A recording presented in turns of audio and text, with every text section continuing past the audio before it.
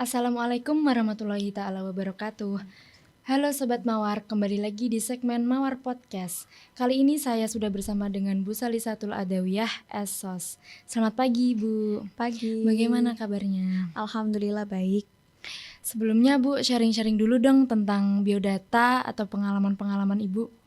Oke. Ya, Assalamualaikum warahmatullahi wabarakatuh.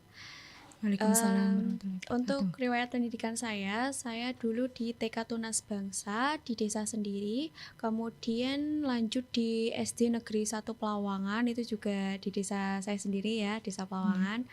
Kemudian lanjut SMP-nya di SMP Negeri 1 Kragan, untuk SMA-nya di SMA Negeri 1 Lasem, dan lanjut kuliah di Universitas Diponegoro jurusan Antropologi Sosial.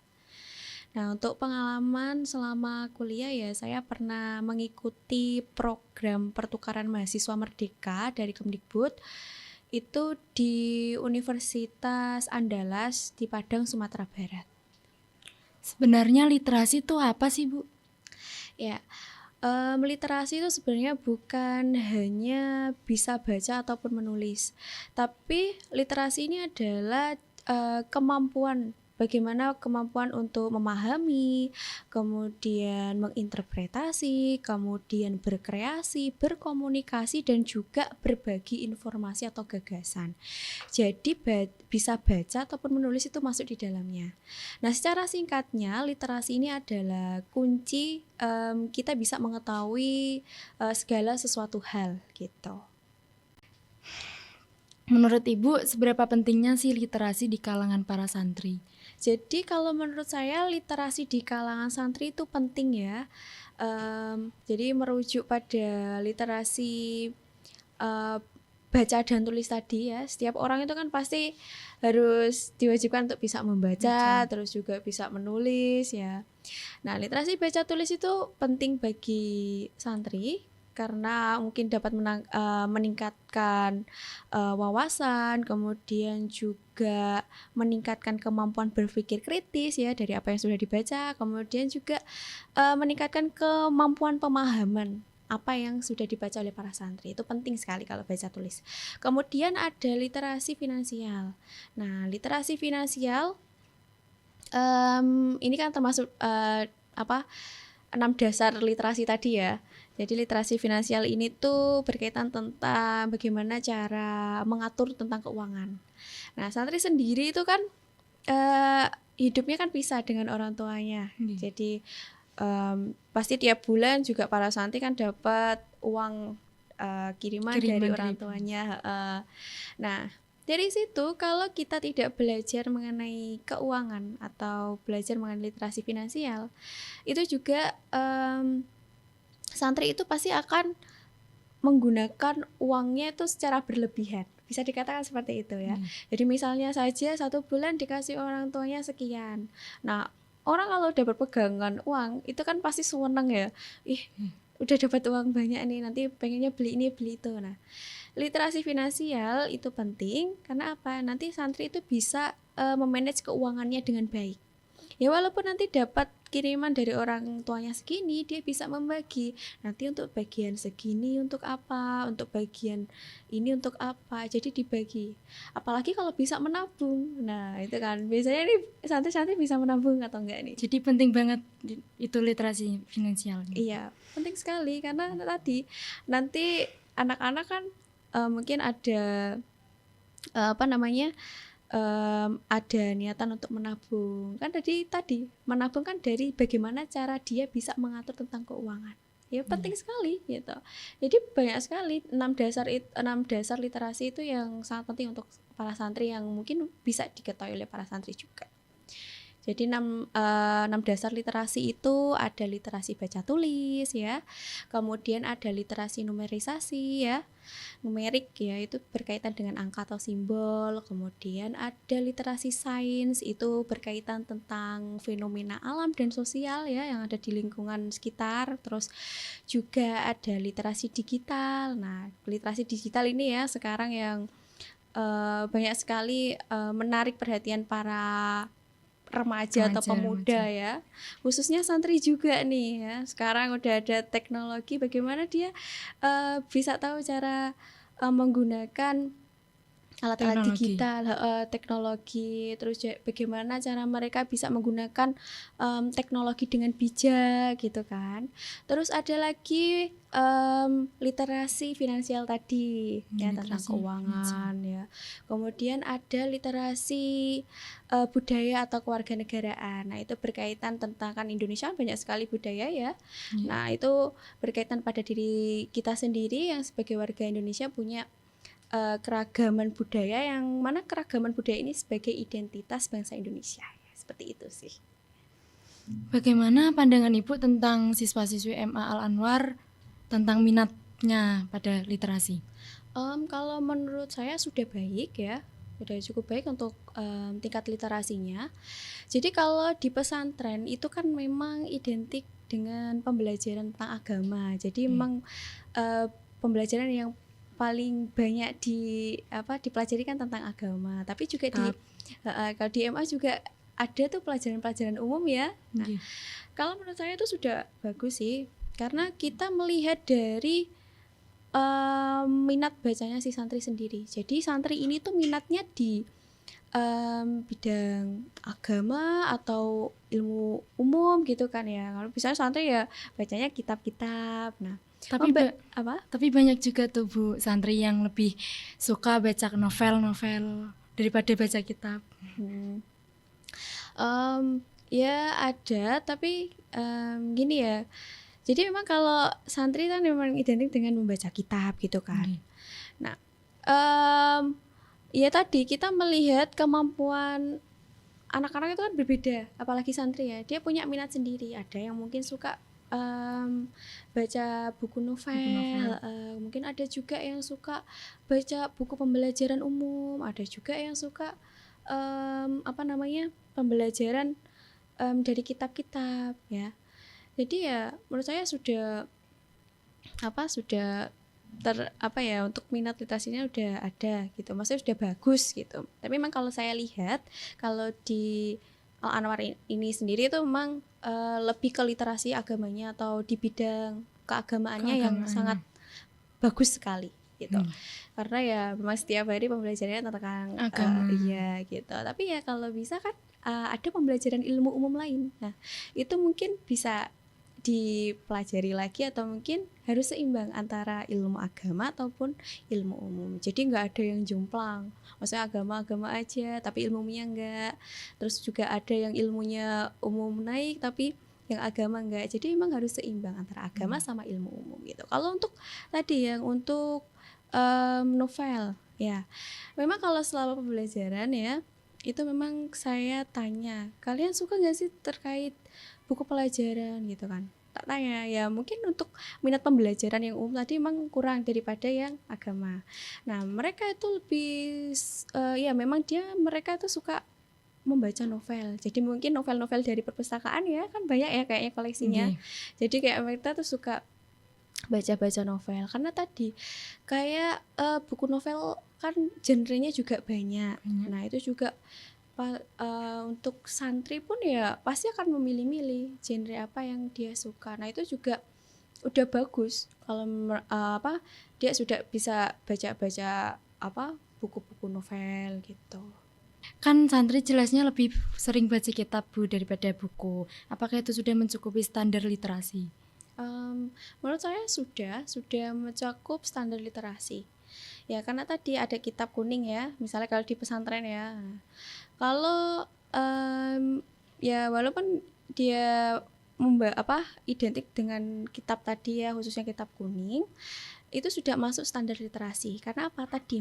Mencakup dalam kegiatan membaca kitab ya. Pasti tiap hari baca kitab gitu. Terus ada menulis. Nah, nanti kalau nggak menulis kitab, nanti ada kayak menulis maknani gitu. Nah, itu juga udah termasuk dalam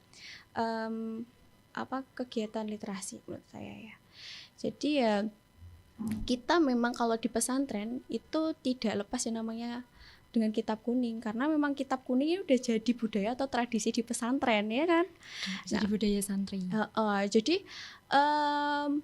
untuk kitab kuning sendiri itu menurut saya juga sudah sebagai identitas pembeda antara lembaga lain ya. Jadi mungkin bisa dikatakan untuk lembaga atau untuk lembaga pendidikan ya seperti pesantren bisa dikatakan tidak sebagai pesantren kalau tidak mengkaji tentang kitab kuning. Kitab-kitab atau kitab kuning. Jadi memang identitasnya itu pesantren pasti mengkaji tentang kitab kuning. Membaca kitab kuning, maknani ya, terus nanti menceritakan apa yang sudah dibaca dari kitab itu gitu. Dia mencakup sih. Faktor apa aja sih Bu yang dapat memengaruhi minat literasi santri? Jadi untuk faktor yang mempengaruhi minat literasi atau minat baca sendiri terhadap santri itu, yang pertama itu ada faktor lingkungan. Kalau menurut saya ya, faktor lingkungan. Jadi secara tidak langsung lingkungan sekitar itu dapat membentuk kebiasaan kita. Jadi kalau misalnya kamu sendiri nih ya punya teman banyak, tapi dari kebiasaannya dia tidak punya kebiasaan untuk membaca, nanti juga kamu akan ikutan nggak suka membaca. Beda lagi kalau misalnya kamu punya teman-teman yang memang hobinya itu suka membaca, nanti pasti kamu yang awalnya tidak suka membaca akan ikut-ikutan membaca. Jadi suka membaca. Jadi suka membaca karena itu tadi dari lingkungan. Jadi kalau orang-orang yang atau anak-anak yang suka membaca itu kan pasti punya motivasi sendiri. Biasanya itu kalau udah suka baca pasti akan ada tuh kayak rekomendasi buku yang mungkin cocok untuk dibaca apa, jadi saling sharing. Nanti yang satu ini punya buku ini, nanti mungkin di sharing ke temannya, mungkin bisa baca buku ini gitu. Beda lagi kalau misal yang tadi yang nggak suka baca, yang nggak suka baca, ada buku bagus yang menurut orang lain itu bagus, kalau menurut dianya nggak bagus ya nggak akan dibaca. Cuma lihat aja judulnya, judulnya ini, udah pasti cuma dilihat judulnya aja, untuk membaca pun ya males gitu. Baca. Nah, lingkungan itu yang jadi faktornya. Yang kedua itu ada faktor dari diri kita sendiri. Jadi kalau bukan diri kita sendiri, siapa lagi gitu kan? Kalau kita pengen minat baca diri kita meningkat ya kita dari diri kita sendiri. Jadi membaca itu sebenarnya bisa dikatakan harus dipaksa. Kalau kita nggak ada niatan untuk membaca, ya udah kita nggak akan membaca. Beda lagi kalau kita memang punya niatan. Saya punya buku ini, saya mau baca. Nah itu. Jadi kalau untuk meningkatkan tingkat literasi atau membaca tadi ya harus dari diri sendiri. Jadi kalau dari pengalaman saya itu ada sebuah kutipan yang saya terapkan untuk minat baca saya sendiri.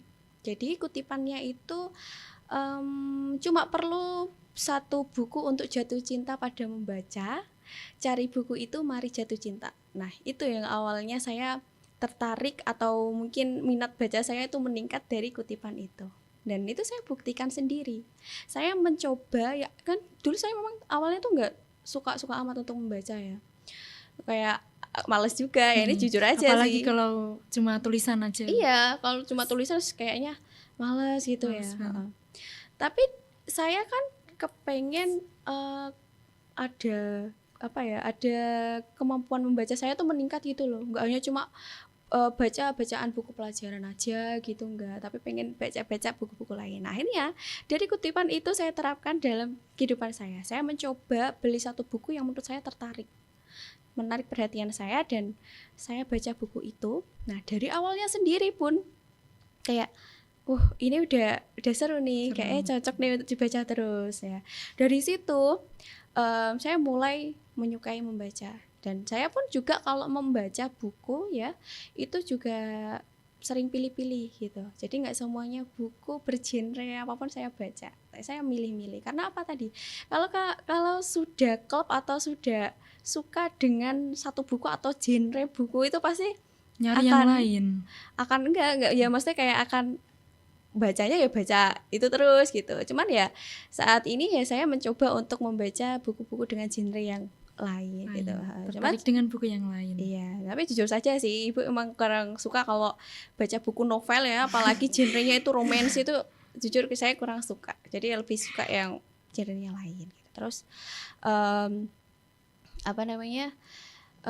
Dari situ kalau kamu misalnya kepengen meningkatkan minat baca kamu, ya coba kamu tuh suka buku apa, atau mungkin kamu suka kitab apa, mungkin bisa dipelajari. Misalnya kamu suka kitab A misalnya, ya aku suka kitab ini, kok kayaknya kitab ini isinya bagus. Nah itu coba kamu biasakan dari membaca dulu, membaca, kemudian habis membaca kalau kamu tertarik lagi pahami isinya gitu. Nah itu akan meningkatkan tingkat baca kamu. Nanti mungkin dari kitab ini yang sudah kamu selesaikan, pasti kamu akan pengen baca kitab yang lain. Coba itu mungkin untuk kebiasaan baca harus dipaksakan dari diri sendiri gitu. Menurut Ibu bagaimana sih caranya menumbuhkan minat literasi pada santri? Oke, untuk menumbuhkan minat literasi pada santri itu ya tadi intinya sering-sering kasih motivasi pada diri sendiri, itu aja sih. Sebenarnya kayak membaca kan bukan orang lain yang membaca, tapi dari diri kita sendiri. Dari diri kita sendiri. Kita mau pengen baca, yo kita harus ada niatan, aku pengen baca ini, harus dibaca gitu. Terus mungkin di kalangan santri juga boleh tuh diadakan kegiatan-kegiatan yang temanya tentang literasi. Kayak contohnya saja misalnya bedah buku atau bedah kitab. Nah, apa itu Bu? Ya kayak gini, jadi kan ada buku yang mungkin belum banyak dibaca oleh santri. Nah mungkin diajak untuk membedah buku ini. Misalnya buku ini tentang laut bercerita ya, ini ada buku laut bercerita. Nah mungkin diadakan kegiatan bedah buku laut bercerita. Nanti dijelaskan, oh ini buku ini tuh bercerita tentang apa gitu. Atau mungkin bedah kitab tadi, kitab yang belum pernah dibaca oleh santri tapi dia itu isinya menarik ya. Nah itu mungkin boleh dibedah sama santri-santri lain. Oke, bedah kitab ini, nanti dijelaskan isi kitabnya ini. Nah itu pasti akan menumbuhkan minat literasi pada santri. Misalnya, oh ternyata buku itu menarik ya gitu. Terus pasti ada jadi suka baca. Maka akan lebih suka baca. Jadi kalau baca memang jadi kebiasaan sih sebenarnya ya. Karena apa ya, kalau membaca buku ya kita nanti akan tahu segala hal. Itu aja. Tapi nanti pasti akan punya dorongan atau semangat sendiri kalau sudah mengenal namanya buku gitu. Kemudian mungkin bisa diadakan kegiatan-kegiatan lainnya. Contohnya aja kayak pelatihan jurnalistik. Nah, pelatihan jurnalistik ini kan di sini ada ya ekstra jurnalistik ya.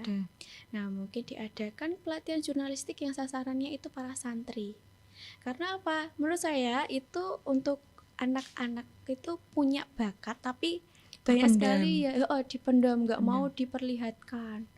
Nah, kalau pengen lihat kayak kemampuannya ya coba diadakan kegiatan pelatihan jurnalistik atau mungkin dari santri-santri yang baru awal banget nih ya, baru awal mengenal terkait jurnalistik. Nah itu diajari bagaimana cara penulisan jurnalistik, diadakan pelatihan. Nah itu pasti juga akan banyak yang minat. Nah dari situ mungkin akan tumbuh minat literasinya. Oh menulis itu ternyata ada susunannya, ada urut-urutannya, harus dibaca dulu, terus kemudian dicatat hal-hal yang penting, nanti baru bisa menulis, misalnya kayak gitu. Kan dari membaca tadi kan akan menumbuhkan yang namanya minat literasi. Jadi ya sering-sering diadakan kayak kegiatan-kegiatan tadi yang bertemakan literasi ya, walaupun sederhana saja kayak bedah buku itu kan sebenarnya sederhana ya, mungkin bisa dilakukan 1 bulan sekali ya, mungkin di kamar misalnya atau di pondok bersama teman-teman sendiri, walaupun cuma teman-teman di satu kamar aja tuh nggak apa-apa, itu sudah bagus. kamu tertarik gak mau adain bedah buku ini, nanti kita pinjem buku di perpustakaan misalnya kayak gitu. Ya gitu sih. Kasih motivasinya dong Bu buat anak-anak muda di luar sana tentang literasi. Oke.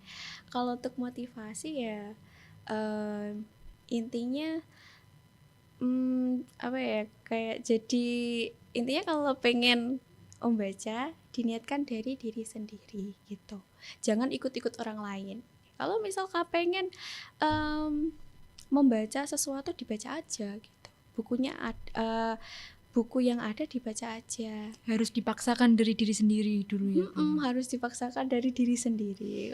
Kalau bukan diri sendiri mau siapa kan? Kan itu kan kebiasaan dari diri sendiri gitu. Terus motivasinya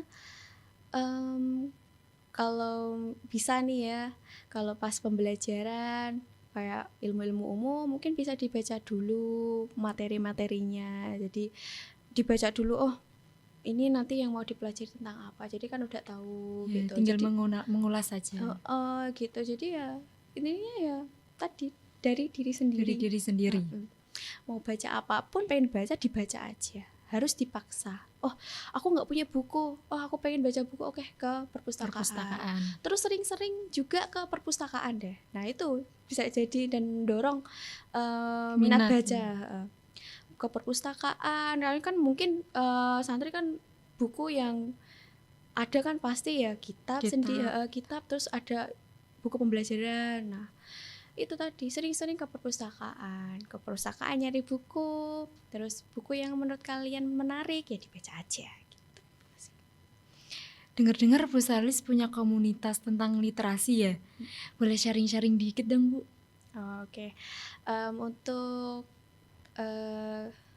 untuk komunitas ya, saya punya komunitas namanya itu Lentera Kisik. Jadi awal penamaan Lentera Kisik itu, lentera itu kan artinya cahaya, sedangkan kisik itu adalah pantai. Kalau orang-orang sekitar sini, orang Kragan, Sarang itu kan menyebut pantai itu kisik ya. Jadi penamaan ini diharapkan sebagai cahaya untuk anak-anak muda ataupun generasi yang sekarang di desa supaya lebih bermanfaat untuk sekitar. Jadi memang kita itu pengennya komunitas yang bermanfaat untuk masyarakat sekitar. Jadi untuk untuk awal berdirinya komunitas ini, itu dulu pantai di desa saya itu kotor sekali. Jadi kebiasaan membuang sampah itu udah di pantai aja. Nah, ada inisiatif dari pemuda-pemuda desa supaya pantainya itu bersih. Nah, jadi memang awalnya itu tentang bersih-bersih pantai gitu kan. Terus akhirnya kepengen bermanfaat untuk masyarakat. Akhirnya ya kita buat komunitas namanya Lentera Kisik. Jadi kita di pantai itu mengadakan bersih-bersih, kemudian dibangun sebuah TBM atau Taman Bacaan Masyarakat ya. Dekat pantai itu Bu? Iya, dekat pantai. Jadi TBM itu kayak perpustakaan kecil ya. Jadi kita pertama itu buat bangunannya ya semi permanen, jadi nggak dibangun kayak di tembok gitu, enggak. Dulu itu pakai apa sih, kayak kalau yang dari bambu itu apa sih namanya ya, intinya kayak kayak tembok tapi yang dibuat dari bambu. Ya gedek, gedek namanya gitu. Jadi dulu bangunannya seperti itu, terus diisi buku-buku Kak. Dulu kita juga untuk buku-bukunya ya kita dulu kayak buat pamflet, terus open donasi. Jadi kita menyebar pamflet, siapa yang punya buku yang nggak terpakai bisa didonasikan ke sini. Dan alhamdulillah untuk komunitas kita juga sudah berkembang ya. Udah ada beberapa program unggulan, itu ada kegiatan sinau bareng ya. Ini sasarannya anak-anak, cuman untuk tahun ini insya Allah sasarannya untuk orang dewasa juga. Terus ada Kisik Cafe, jadi kita udah ada kafenya.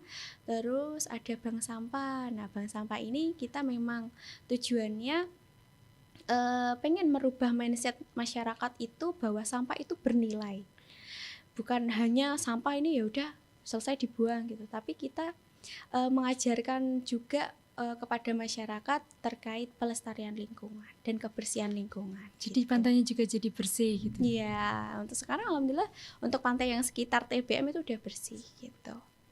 Terus kita itu juga kalau mau kegiatan itu kita ya sering-sering ngajuin proposal ya. Kita pernah itu ngajuin terakhir kali ya tahun kemarin kita ngajuin proposalnya ke ini Badan Bahasa. Jadi kita ngajuin proposal terus dapat dana segini digunakan untuk kegiatan. Kemarin tahun 2024 itu ada kegiatan namanya kegiatan bersua literasi gitu. Jadi udah berkembang banget. Iya, Sampun nonton kafenya. iya, karena memang kita merintisnya dari awal gitu. Jadi dulu kan memang sebelum dikenal, karena kan tujuannya kita tuh kepengen dikenal oleh masyarakat luas.